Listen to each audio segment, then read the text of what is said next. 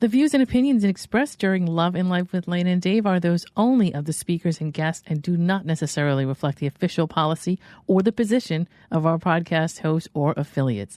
Any content provided is not intended to malign any religion, ethnic group, club, organization, company, individual, anyone, or anything. All right, let's do it.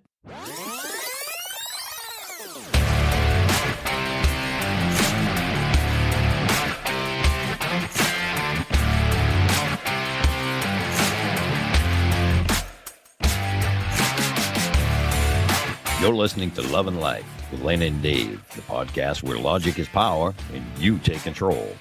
Thank you for tuning in, making the choice to listen in and get ideas for your own love and life. Now, here are your hosts, Lana Williams and David Vaccaro. Well, I'm David. I'm Lana. And today we have our first guest. This is so exciting. I know. I'm so excited about this. Guest week. Yes, it is. That's awesome. And so we're going to be talking today and about how the brain does it is I think would be a kind of a cool title. Did we just come up with a cool title? I don't know. You're it though. You want to say it, how the brain does it. How the brain, what the brain, I don't know. We'll have to think about that. So, yeah, we'll think about it. We don't know what the title of today's episode is. As of yet. You'll find out. We're going to have, I think we should have the episode first, and then we should listen at the end and say, what do you think that, because there's going to be so much to it. Yes, of course. Yeah. So the cool thing is we have somebody that specializes in the way your brain works. Yes. So this is kind of neat. Go ahead. And Lana's going to tell us a little bit about our guest today. So today we have Bonnieanne Winsor with us. This is, a very qualified and also a good friend of mine. So I guilted her into joining us today. Bonnie is a behavior analyst, and she is a cognitive let me see if I can say this right without having my coffee. Cognitive rehabilitation therapist, and she works with brain injury patients, people that have had traumatic brain injury. And I'm going to go ahead and say, hi, Bonnie, and take it away. Tell us about yourself. Hello, Lana. Hello, Dave. I'm Bonnie, and I am a brain injury specialist. I work in a neural rehabilitation facility that supports 21 people who have traumatic brain injury. And I'm a behavior analyst and a cognitive therapist and a qualified brain injury support provider. So that means I've been trained in all about how the brain works and how the chemicals in your brain interact with each other and help you to move, function, feel, and change and alter your behavior. I also have a dog, Chewy, that I use for pet therapy with these same individuals in this population. So I want to thank you both for having me here today. And this is going to be fun. This is going to be fun. Thank you for coming on. It absolutely is. And I just want to say something really quick. So you should see the list. I mean, Lana, you saw it. The list of degrees that Bonnie has is absolutely insane. I was like, oh, holy cow. Now, so Bonnie, a little bit, I have some training, but mine was more on the government side. I have training with psychological forensics. So I too understand the way the human brain works from a scientific point of view. Not a medical side. I'm not a doctor by any stretch of the imagination, and I sure don't have the qualifications that you have. So this is going to be a great conversation. I'm so excited about today's episode. It's going to be cool. For sure. And by the way, I'm Team Chewy. Bonnie's dog. I love Chewy. I love him. He's so cute. He's the best. He's an excellent service provider. He's the best. He is. He's really good. And I've seen him around the patients, and he's just, I don't know, he's just so cool. So the list, it's funny because I said to Bonnie, do me a favor, just kind of send me over a quick. And I've known Bonnie for, I feel like 5 or 6 years at this point. And I sent over a text and I said, can you just send me all of your stuff so that I know what, and she sent it over. And I was like, I didn't even realize how much was going on there. Yeah. Like, holy cow. It was a lot, but that's cool. I personally love smart people. So try to keep many smart people around me as much as I can. So impressive as well. Well, thank you for saying so. My motivation to do so is that I am a person with a brain injury, and I was disabled and decided to go to school. And once I started, I just didn't stop. I just kept Good for going you. and working. I have 12 years experience working with people with traumatic brain injury. Like I said, I'm a survivor of traumatic brain injury.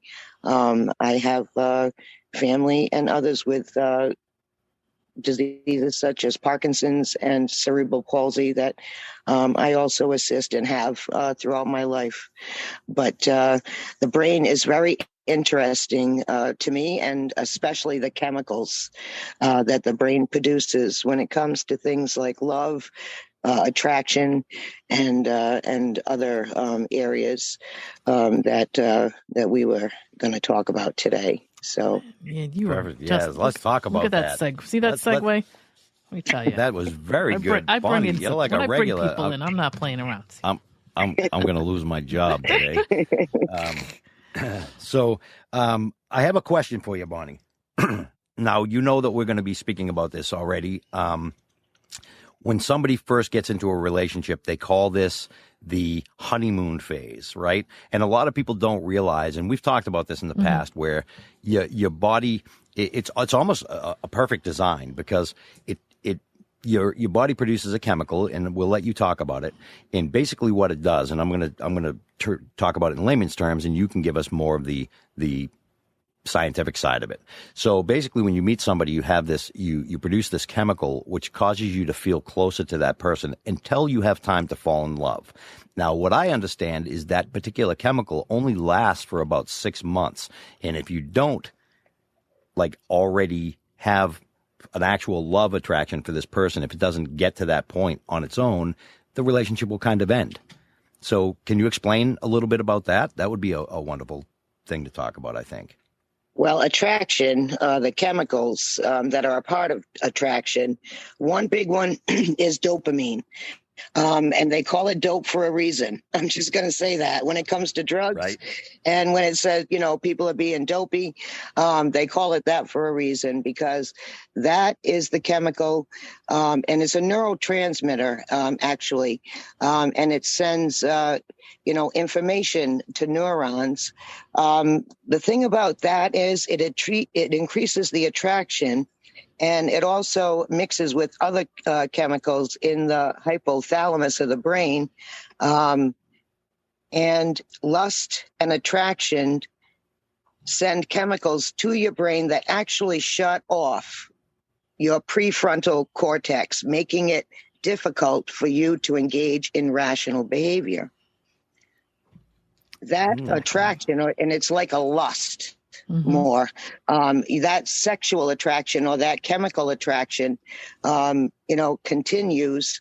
And the way we fall in love is, it does have to do with those chemicals, but it also has a lot to do with other areas of the brain. Right, that would be more like a thought process as well that goes along with it after all these chemicals kick in, right? Exactly. So, because eventually you're going to get to the point where your prefrontal lobe is going to start working again, right? And that's why we see a lot of relationships that don't last a long time. They're great at the beginning, the honeymoon phase, we call it. And then after that ends, the reality kind of sets in. Is that correct? Exactly. And when reality sets in and we start using our frontal lobe, there's different,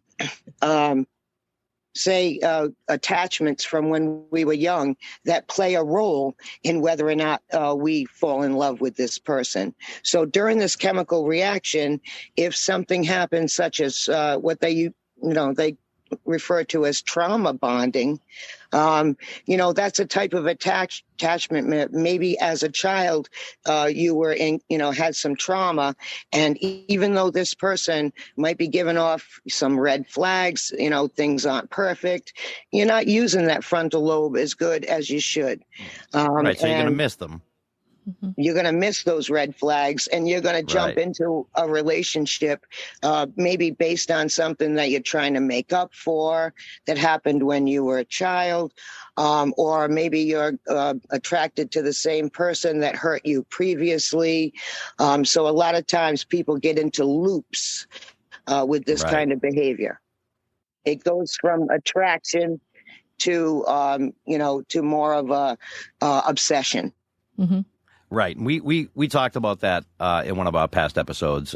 We had one that it's called "It All Stems from Childhood," because we understand that childhood trauma has a big role that is played in your selection process. And that makes perfect sense that when you get into a new relationship, you have, not only do you have the childhood stuff that comes with that, but you also have this chemical, the dopamine, that makes you dopey and not make the right choice. Possibly. You might miss the right choice. I believe that. Yeah. And the chemicals that I see that are, and this is why I brought Bonnie in to correct me, although we kind of did pre-note go over this.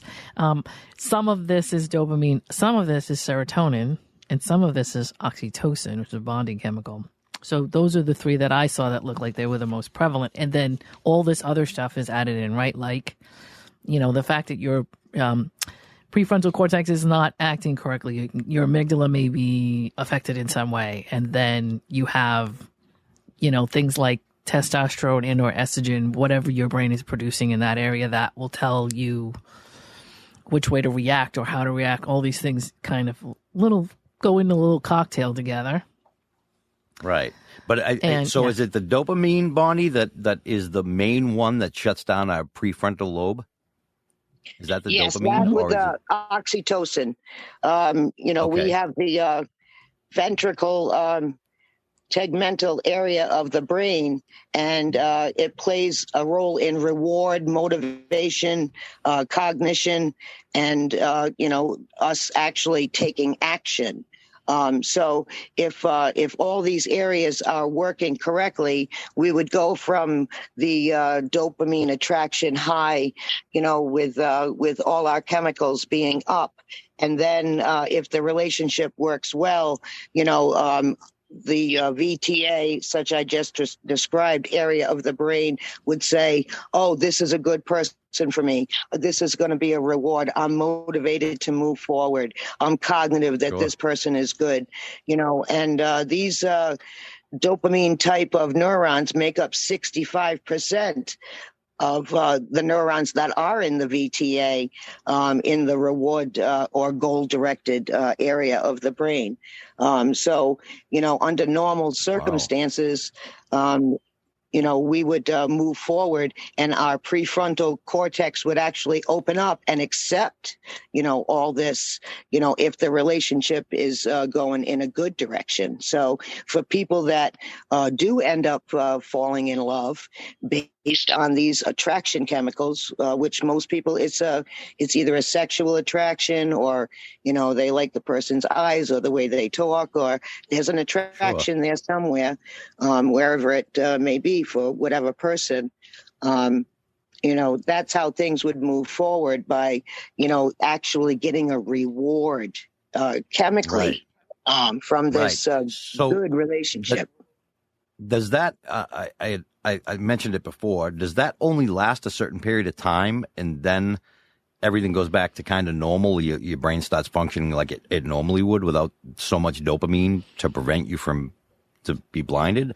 Or, because at that, I would, from what I understand, it's, I mean, there's no exact date, but, a lot of people say that it doesn't last longer than, a lot of studies I read say it doesn't last longer than 6 months usually. And then from that point on, that's when your childhood stuff comes into play too. So you still could be making a bad choice, but that would be based on childhood, not just dopamine. Is that a correct statement? Exactly. Okay. It would be, based on you, as a core person, what other effects are in there? Is there childhood trauma? Was there a dad, that was an alcoholic or wasn't there? Was there isolation? What kind of, problems does the person have? And any problems that you have, you will bring into a relationship. The idea of a good relationship is two people, actually, tolerating each other's problems. But some problems can be intolerable, and they can be dangerous for the person if they make choices just because because they're trying to fix the person. So a lot of times you find, people that say, well, if I, just help this person and I fix this problem, it's going to make up for everything, that happened, when I was a child, and I won't feel like that anymore. But that's a false, that's a falsehood that people, it's a trap that you get into, thinking that you can fix that person, especially if you see, red flags, that you feel powerless, or a person is making promises that they don't keep. I'm gonna do better. I'm not gonna do that anymore. Your family saying to you, "Hey, this person is not good for you," but you ignore them. So, which happens all the time. And Bonnie, this is great stuff. I know. I don't know if you can see. Awesome. It's funny. I don't know if you can see my face, but when like I get straight raw data and knowledge, like my face lights up. I feel like I'm plugged into something. So I'm listening to it all. Absolutely. Like, this is so cool. So Bonnie, we were talking about because we did a show on childhood trauma and stuff like that, and in the decisions you make, and I brought up a story in the last episode, or the one before. I think it was insecurity and jealousy. We did one on, and it comes from your childhood as well. And so we were talking a little bit about that, and we were suggesting that you bring this in, and if you can find where your troubles come from, if you know directly where they come from and you understand them, because I personally, Bonnie, have been through some situations in my life as a child that I understand why I am the way I am today, and I deal with that, and I'm responsible for my reaction to others. I don't put that on other people any longer. It's something that I was able to control. It doesn't mean it doesn't still hurt me, because, trauma is trauma, and my brain is going to automatically go there when somebody else does something that reminds me of that. It's a trigger. But then I have to realize that it's not them that I'm angry with, or not them that did it to me, right? So we talked a little bit about that in our past. And so with childhood trauma, is there any chemical that gets released during that trigger? So the chemicals, that are released during trauma vary, but I want to just say one thing. You and I, and many other people are members, of the same group. We do what we do, and we made bad choices because of things that happened in our past. And now we've gone through our either personal growth, and increasing, our knowledge of ourselves to the point where we can move forward and help others, and actually find out why, things happen the way they happen. I'm also on, that's happened to me myself. And that's why I wanted to find out why people, do what they do to others. Mm-hmm. Right. Right. And so we do talk about that. Lana and I talk about that all the time. And we've got a million stories that we've already said, so we're not going to repeat them here. But you're absolutely correct. And we're on board with you 100%. Definitely. And I love when science matches psychology. It's such a great thing. I mean, for me, the best thing to do is to say, and I don't, again, because I'm an analytical person, and I've already examined myself to death, because I'm sure, and I know Dave enough to know that he's done the same. Hey, listen, this is the thing that bothers me. Why? If you can look at yourself, which a lot of people have a hard time doing, but if you keep going through the same situation over and over again, I don't know how, I don't know how there's a way to explain to people how that they can catch this as something they might want to examine. I know there's people that just won't do that with themselves. I'm not sure if there's anything we can do about that, right? Because those people have to want to do that. But I think our group can say, well, okay, I've done this in the past. I don't want to do this anymore. So how do I retrain myself to respond to this thing? Or just sit back and say, all right, here's the scenario that I'm building in my head. I don't have to stand up and act on any of what's going on in my head right now, but let me just watch it and see how my brain spins off this experience or this situation without actually doing anything about it. Let's just look at it and say, how does this look to me? And then maybe try to look at something realistic, put the two together and say, okay, see, I think it's this, but like, I know it's this. I'm looking straight at this thing that's not good for me. I know it's not. Right. But why do I feel like it is? Because I've done that with myself. Dave's done that. Bonnie, I know you've done that. Your entire career is based on that and some other stuff.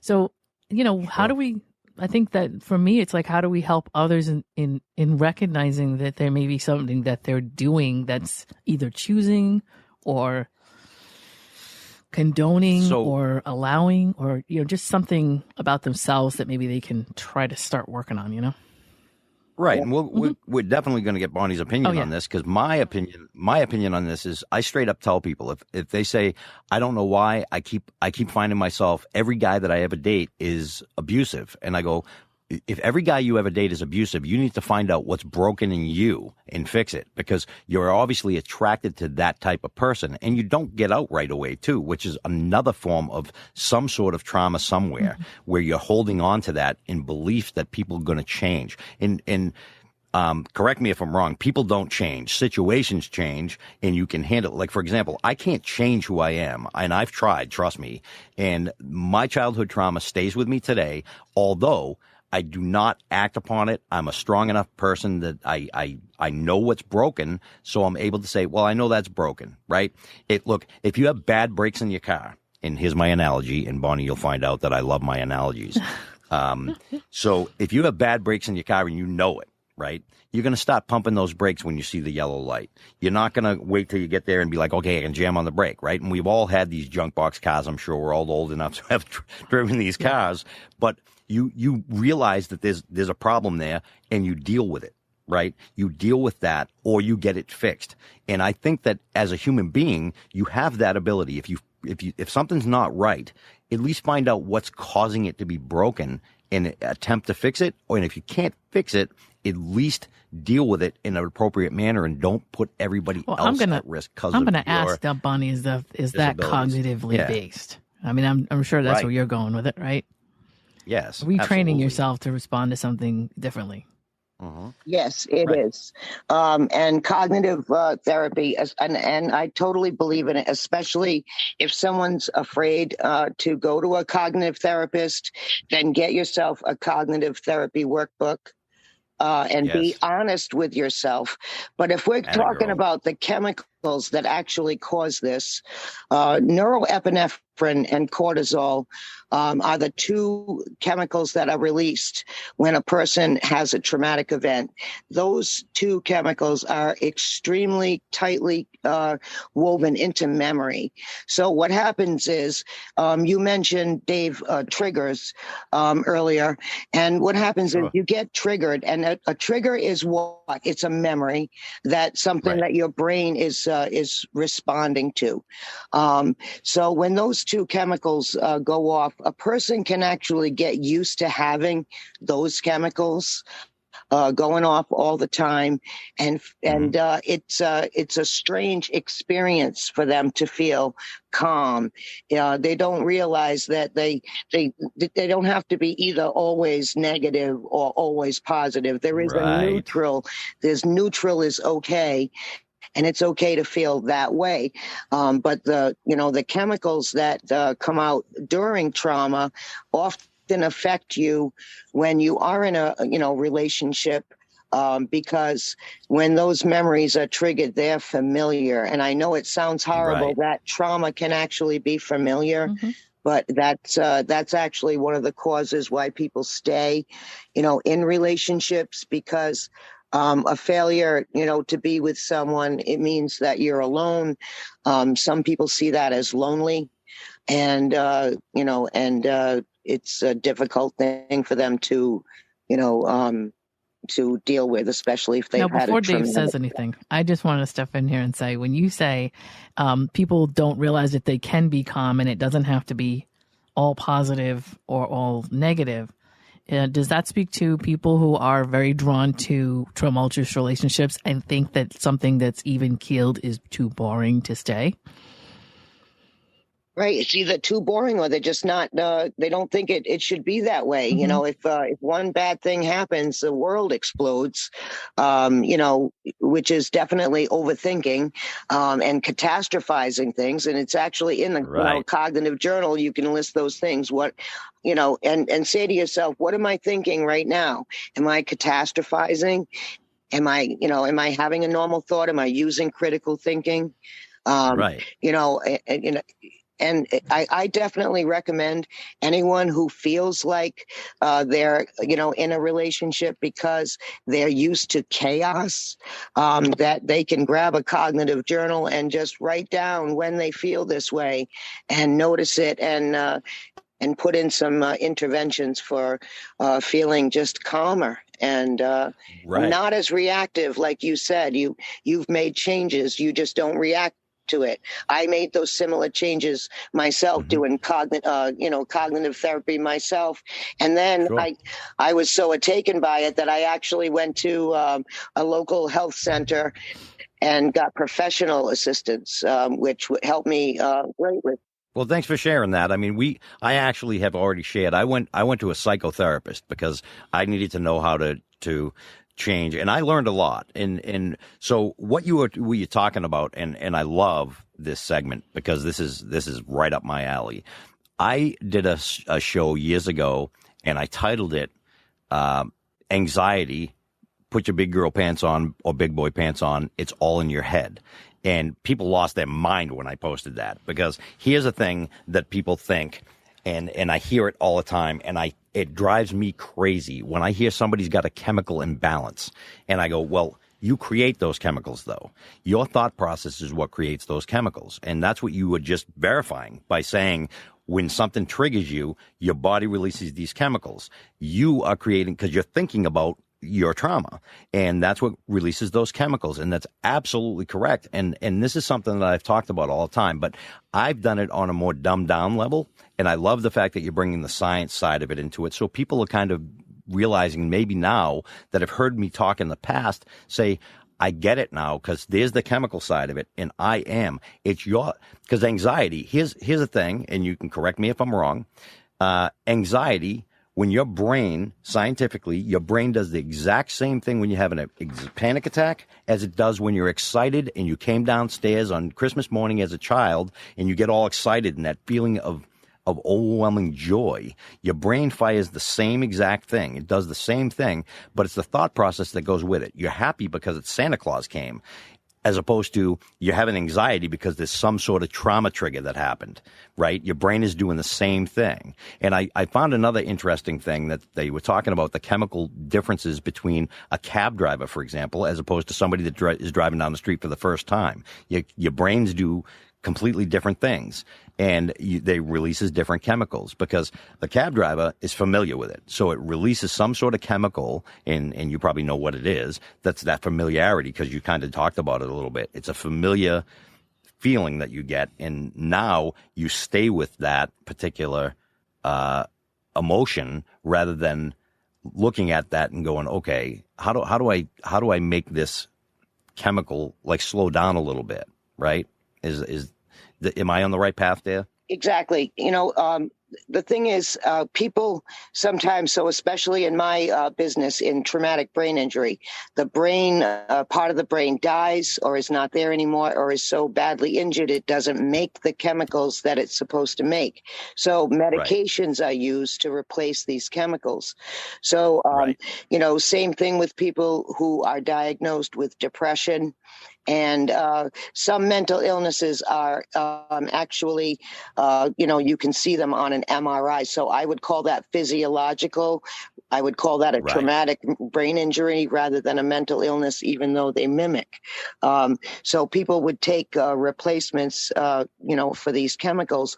But a lot of people, like you just said, do not realize that changing your thoughts will change your actions. And it also, if you change your thought processes, for example, from positive to negative, and you do it for a certain amount of time, then you will always think negative. It will be your go-to Correct. place. If you Right. also turn it around and put a more positive spin on things, use more critical thinking, maybe write some things down. Hey, why am I thinking this? Is what I'm thinking true? Because not everything we think is true. Correct. Especially about ourselves and especially about our childhood. Because rather than looking at it with the mind of a child, like we did when we were children, we have to re-examine it as adults with critical thinking and rational, insight to what is really, happened, what really went on. And my reaction to it was as a child, and now I'm adult, I'm going to process it and move forward from it.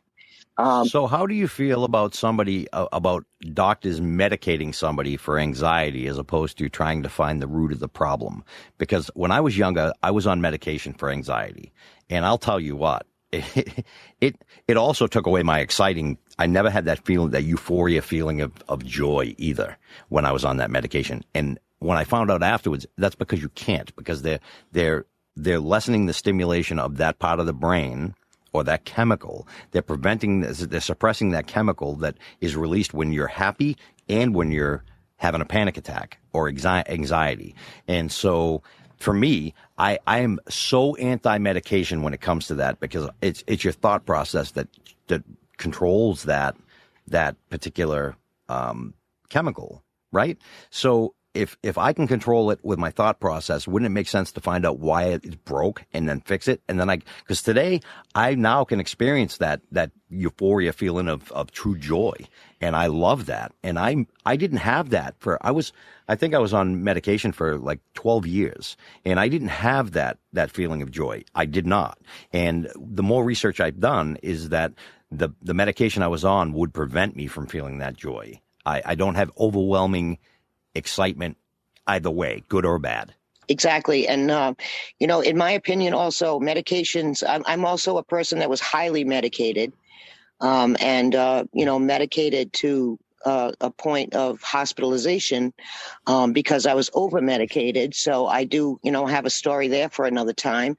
But, I also believe in not using these types of medications, unless a person doesn't make those chemicals. There's a special test that you can be given. I've had this test myself, right. Where they test your chemicals to see if you are not making this chemical and you can't make this chemical, then you will need a replacement for this chemical. Right. But and that's usually caused by traumatic brain injury of sorts, right? It's not just something that sort of your everyday person. Injury. Yeah. Right. So, for example, and I always, a tumor. Sorry, I don't mean to interrupt. Oh, I'm sorry. A tumor or something would cause that.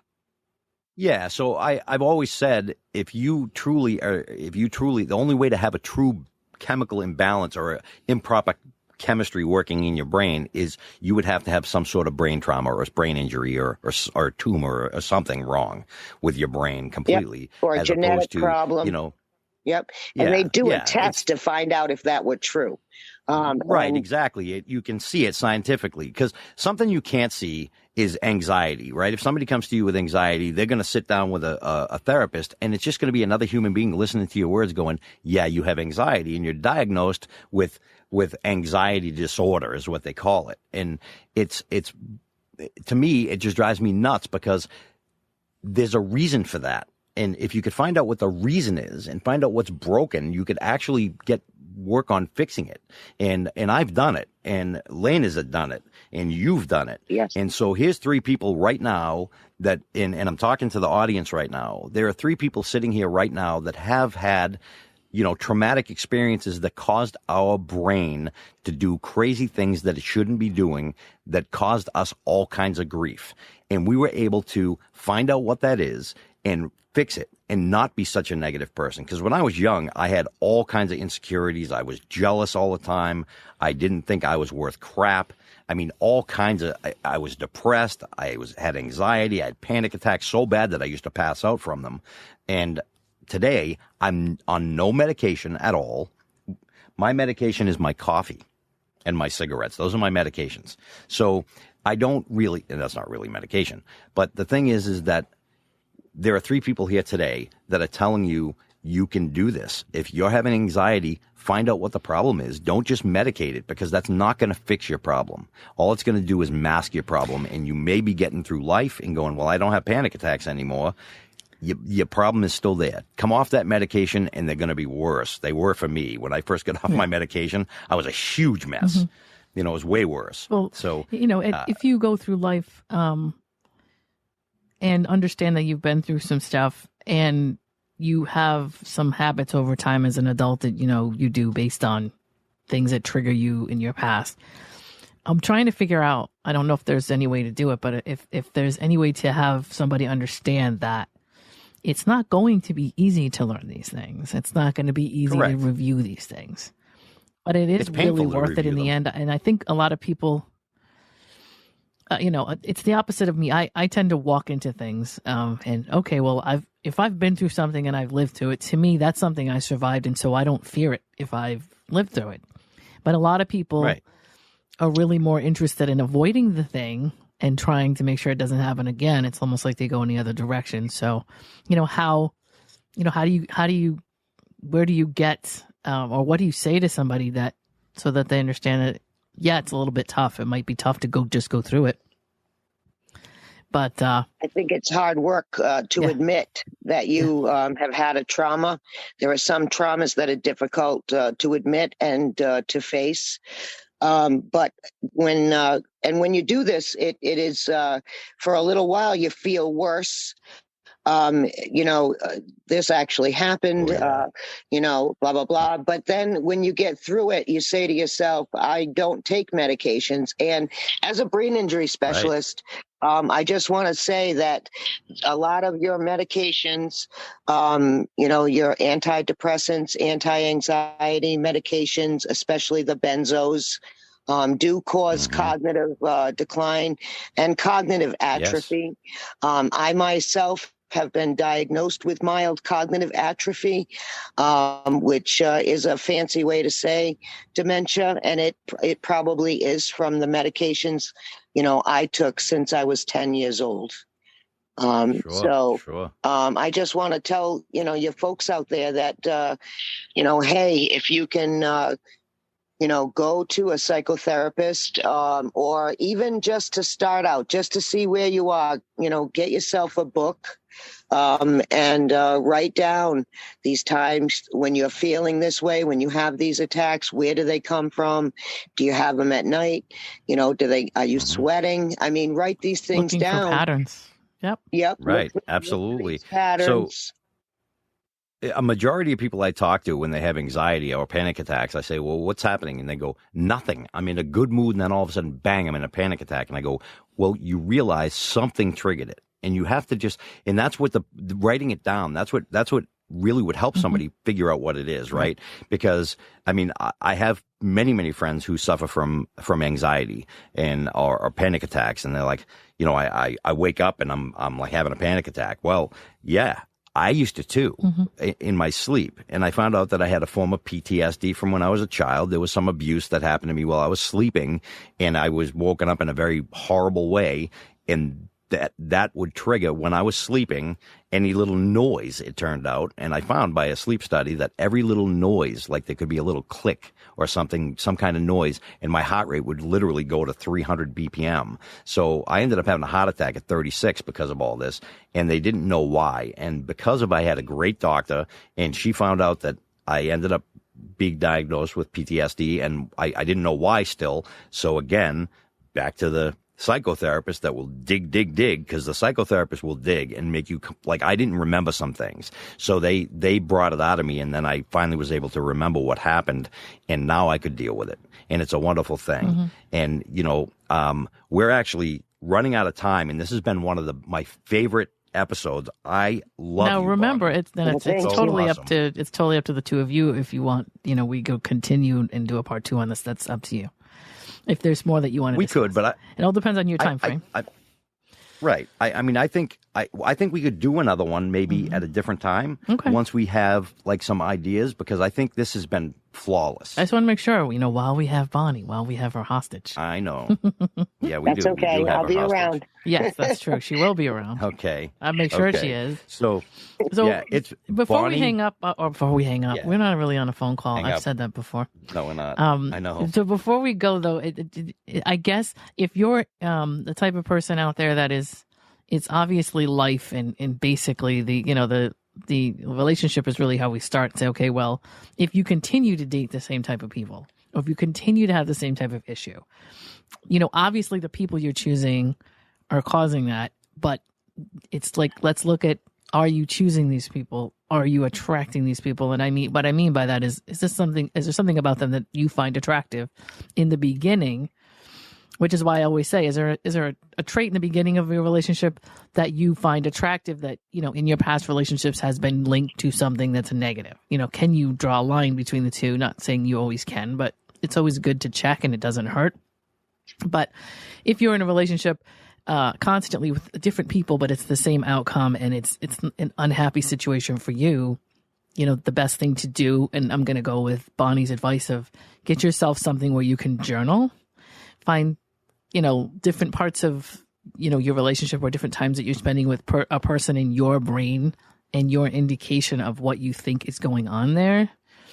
If you spend time with somebody and you have a euphoric feeling, and you maybe spin them out to be a different person they really are because you want them to be, because of certain chemicals that you're producing, to journal and to see where you are as things go on, and kind of write things down and look back and say, oh, okay, here's how I was 3 days ago. I thought this guy was this and this and this, but I know for sure this guy's not these things. It's helpful. It's the beginning, right? Like, we can't put you through the whole process, but if there's something that you're looking to do to make a change, I think the very first thing to do is just to look at your pattern in the moment of how you're absolutely, and find out where your person. pattern comes from, and that's the best way to do it. Once you realize what your pattern is, then you can find out where your pattern, what causes you to create that same thing, what Right. you're doing, what you're looking for, what it is, and we've shared some of our stuff in the past of where we came from, and I shared a little bit about my I get let down when somebody breaks plans with me, because I was never able to count on anybody growing up as a child. And that really hits home with me, even today. But I don't lash out at anybody anymore. And it still bothers me. I'm not going to lie. It still bothers me when somebody cancels plans with me. But so I think today's episode, this week's episode, you guys, I'm Dave is speechless. I want to listen to it. I am. Dave is speechless. I mean, we've talked, Bonnie, you have no idea. We've been talking about this stuff I have been talking about this stuff for years. And Lana and I, everything we talk about is based on thought process, really. And you'll hear me in almost every episode talking about thought process. It's your thought process, your thought process. And you kind of just, put the nail in the proverbial coffin to seal it up.